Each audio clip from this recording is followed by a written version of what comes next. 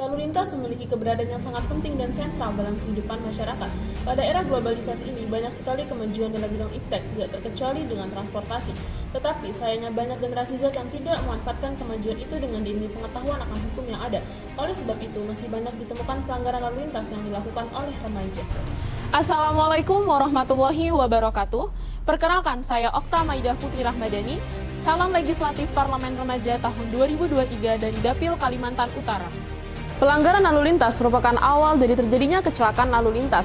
Pelanggaran lalu lintas yang kerap terjadi di kalangan remaja adalah mengemudikan kendaraan bermotor dengan tidak dapat memperlihatkan surat izin mengemudi, surat tanda nomor kendaraan, dan surat tanda uji kendaraan serta surat-surat lainnya secara sah. Dengan kata lain adalah mengemudikan kendaraan di bawah umur. Banyak sekali faktor yang menyebabkan remaja di bawah umur tidak boleh mengendarai kendaraan bermotor.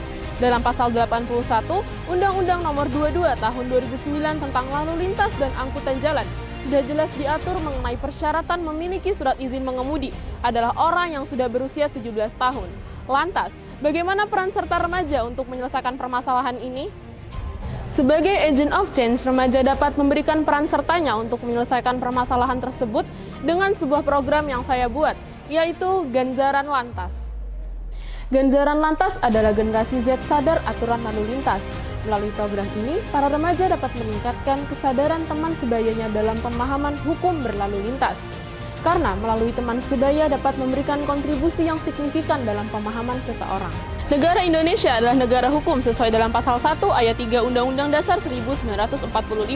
Hukum seharusnya mencerminkan prinsip keadilan sesuai dengan pasal 27 ayat 1 Undang-Undang Dasar 1945.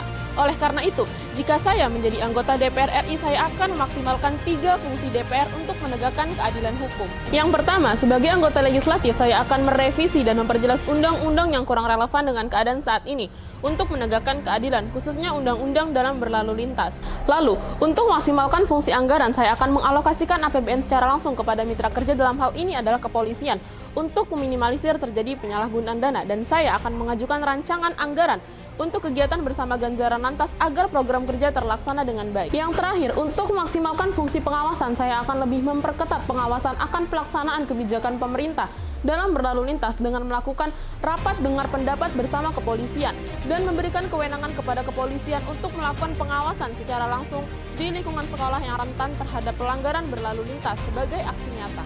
Selain penegakan hukum, diperlukannya juga keadilan dalam hukum. Penegakan keadilan dalam hukum merupakan sebuah tantangan yang kompleks. Maka dari itu diperlukan upaya berkelanjutan untuk menciptakan sistem hukum yang lebih adil. Oleh sebab itu, mari kita bergerak bersama menuju generasi sadar hukum. Indonesia adil, masyarakat maju.